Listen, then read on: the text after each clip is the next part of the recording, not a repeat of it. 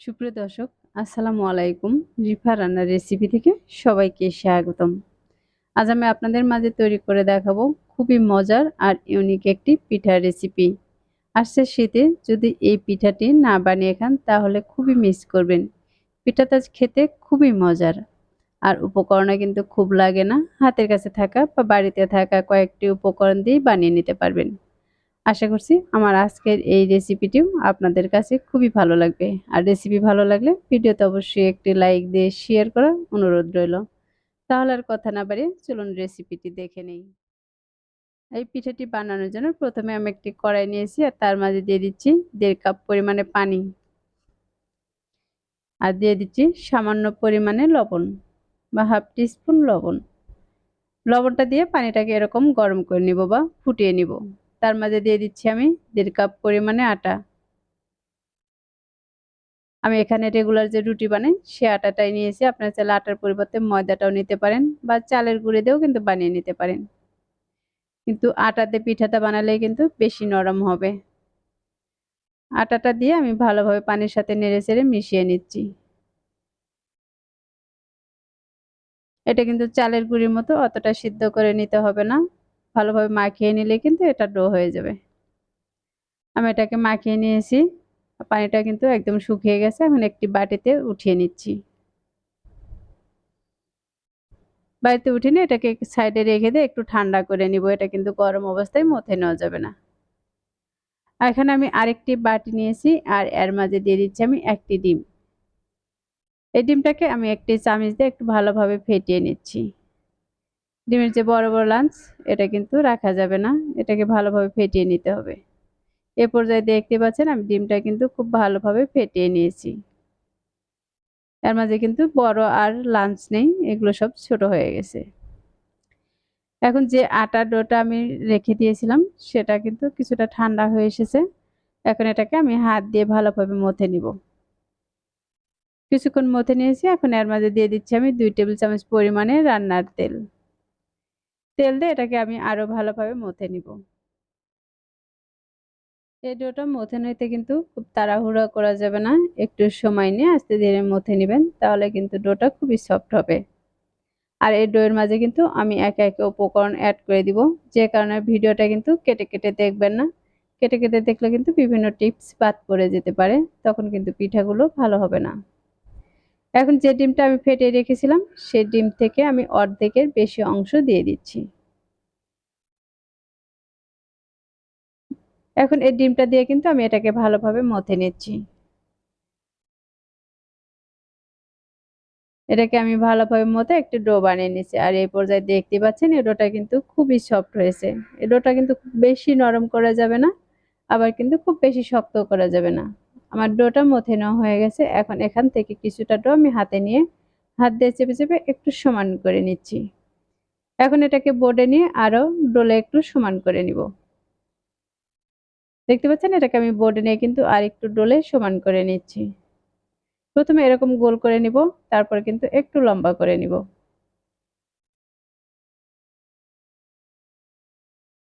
দেখতে পাচ্ছেন আমি কিন্তু সামান্য লম্বা করে নিয়েছি। এখন একটি চিরুনি নিয়েছি আর এই চিরুনির উপরে কিন্তু হাত দিয়ে একটু চাপ দিলেই খুব সুন্দরভাবে ডিজাইনটা হয়ে যাবে। আমি চাপ দিয়ে কিন্তু একটু বড় করে নিয়েছি আর দেখতে পাচ্ছেন কতটা সুন্দর ডিজাইন হয়ে গেছে। মুখটাকে খুব সুন্দর করে আটকে নিয়েছি। তারপর দু মাথা এক জায়গায় করে এরকম করে আটকে দিলে কিন্তু তৈরি হয়ে যাবে এই সুন্দর ডিজাইনের পিঠা। তাহলে দর্শক দেখতে পেলেন আমার কিন্তু এখানে একটি বানানো হয়ে গেছে আর আরেকটি বানিয়ে আপনাদেরকে দেখিয়ে দিচ্ছি। এই পিঠা বানানো কিন্তু খুবই সহজ। এটা কিন্তু যে কেউ দেখা মাত্রই বানিয়ে নিতে পারবেন। আর এই পিঠাটি যদি একবার তৈরি করেন তাহলে দেখবেন রোজ বানাতেই মন চাইবে। একইভাবে আমি আরেকটি বানিয়ে দেখিয়ে দিচ্ছি। এটা কিন্তু চিরুনির উপর দিয়ে এরকম হাত দিয়ে চেপে চেপে একটু বড় করে নিচ্ছি।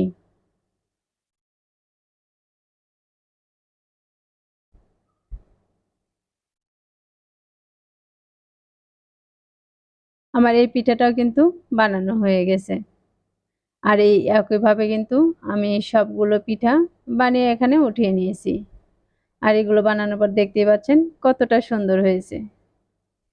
এখন আমি চুলায় আরেকটি কড়াই বসিয়ে দিয়েছি আর এর মাঝে দিয়ে দিচ্ছি আমি ১ লিটার পরিমাণে লিকুইড দুধ। আর তার সাথে দিয়ে দিচ্ছি ১ টি তেজপাতা, দিয়ে দিচ্ছি ৩ টি সাদা এলাচ আর দিয়ে দিচ্ছি ২ টুকরো দারুচিনি। মসলার ফ্লেভারটা যদি আপনাদের কাছে ভালো মনে না হয় তাহলে নাও দিতে পারেন। আর তার সাথে দিয়ে দিচ্ছি প্রায় ১ কাপের মতো চিনি বা ১ কাপ থেকে একটু কম। চিনিটাকে দুধের সাথে নেড়েচেড়ে একটু মিশিয়ে নিতে হবে। চিনিটা যদি না নেড়ে নেওয়া হয় তাহলে কিন্তু নিচে দোলা পেকে যেতে পারে বা লেগে যেতে পারে। আমি একটি হাতাতে চিনিটাকে খুব ভালোভাবে মিশিয়ে নিচ্ছি। এরপর যে চিনিটা কিন্তু একদম গলে গেছে আর দুধটা কিন্তু আমি এভাবে কয়েকবার বলক উঠিয়ে নিব। ৪ থেকে ৫ বার বলক উঠিয়ে নিলে কিন্তু দুধটা জাল করে নেওয়া হয়ে যাবে। এই দুধটা কিন্তু খুব ঘন করার প্রয়োজন নেই। আর যদি দুধটা আরো ঘন করতে চান তাহলে এর মাঝে কিন্তু গুঁড়া দুধটাও দিতে পারেন। আমি দুধটা কিন্তু খুব বেশি ঘন করব না।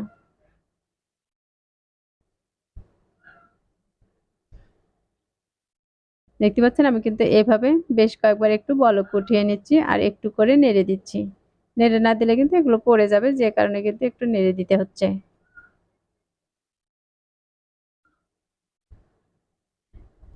আমার এ পর্যায়ে কিন্তু এই দুধটা জাল করে নেওয়া হয়ে গেছে। এখন এটাকে আমি সাইডে ঢাকনা দিয়ে ঢেকে রেখে দিচ্ছি। এখন যে পিঠাগুলো আমি বানিয়ে রেখেছি সেগুলো ভাজার জন্য চুলায় একটি কড়াই বসিয়ে তার মাঝে তেল দিয়ে তেলটাকে গরম করে নিয়েছি। এখন এই গরম তেলের মাঝে আমি এক এক করে দিয়ে দিচ্ছি। এখানে যতগুলো দিয়ে ভেজে নেওয়া যাবে আমি ততগুলোই কি দিয়ে দিচ্ছি। দেখতে পাচ্ছেন আমি কিন্তু বেশ কিছু পিঠা এখানে দিয়ে দিয়েছি। আর পিঠাগুলো দেওয়ার পরে যখন নিচ থেকে একটু শক্ত হয়ে আসবে বা হালকা কালার চলে আসবে তখন এগুলোকে আমি উল্টিয়ে নিব। পিঠাগুলোকে আমি ৩ থেকে ৪ বার এভাবে উল্টিয়ে নিব। আর খুব সুন্দর কালার করে ভেজে নিব। এটা কিন্তু খুব কড়া লাল করে ভাজবো না। যখন হালকা গোল্ডেন কালার চলে আসবে তারপরে কিন্তু এই পিঠাগুলো ভাজা হয়ে যাবে। এ পর্যায়ে দেখতে পাচ্ছেন এই পিঠাগুলোর গায়ে কিন্তু খুব সুন্দর একটি কালার চলে এসেছে। আমার এই পিঠাগুলো কিন্তু এখন ভাজা হয়ে গেছে। এখন একটি ছাঁকনি দিয়ে এগুলোকে তেল ঝরিয়ে উঠিয়ে নিচ্ছি। আর বাকি সবগুলো পিঠা কিন্তু আমি এই একইভাবে ভেজে নিব। এগুলো ভেজে কিন্তু আমি ঠান্ডা করে নিব না। গরম পিঠাই কিন্তু আমি দুধের মাঝে দিয়ে দিব। তাহলে কিন্তু এটা খুব দ্রুত নরম হয়ে যাবে। পিঠাগুলো যদি ঠান্ডা করে নেওয়া হয় তাহলে কিন্তু এটা নরম হতে অনেকটা সময় লেগে যাবে। আমি সবগুলো পিঠা কিন্তু এখানে দিয়ে দিয়েছি। এখন এটাকে কিন্তু আমি ঢাকনা দিয়ে ঢেকে রেখে দিব ৩ থেকে ৪ ঘন্টার মতো। এটা কিন্তু ১-১.৫ ঘন্টাতেও ভিজে যাবে। কিন্তু হচ্ছে গিয়ে ৩ থেকে ৪ ঘন্টা যদি ভিজিয়ে রাখেন তাহলে কিন্তু এটা বেশি নরম তুলতুলে হবে।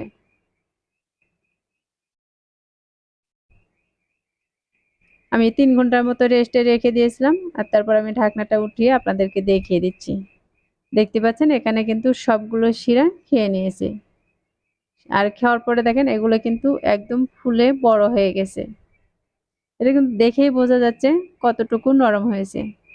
তারপরে আমি এখান থেকে একটি উঠিয়ে একটু কেটেও দেখিয়ে দিচ্ছি এটা পিঠাটা কতটা নরম হয়েছে। দেখতে পাচ্ছেন এটা কিন্তু চামিচ দেওয়ার সাথে সাথে গলে যাচ্ছে।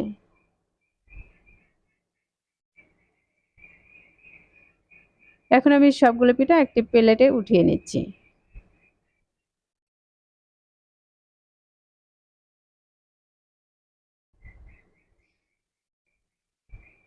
এই পিঠাগুলো কিন্তু খুবই নরম তুলতুলে, এটা মুখে দিলে কিন্তু একদম মিলিয়ে যাবে।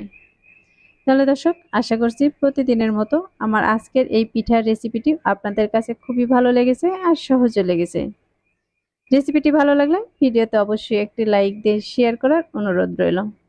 আর রেসিপিটি বাসায় অবশ্যই একবার ট্রাই করবেন। আর আপনাদের এই পিঠাগুলো কেমন লেগেছে তা আমাকে কমেন্টে লিখে জানাবেন। আমার চ্যানেলটি এখনো সাবস্ক্রাইব করে না থাকলে চ্যানেলটি সাবস্ক্রাইব করার অনুরোধ রইল। আর যারা চ্যানেলটি সাবস্ক্রাইব করেছেন তাদেরকে অসংখ্য ধন্যবাদ। কথা হবে আবারও নতুন কোনো রেসিপি নিয়ে। এ পর্যন্ত সবাই ভালো থাকবেন, সুস্থ থাকবেন। আল্লাহ হাফেজ।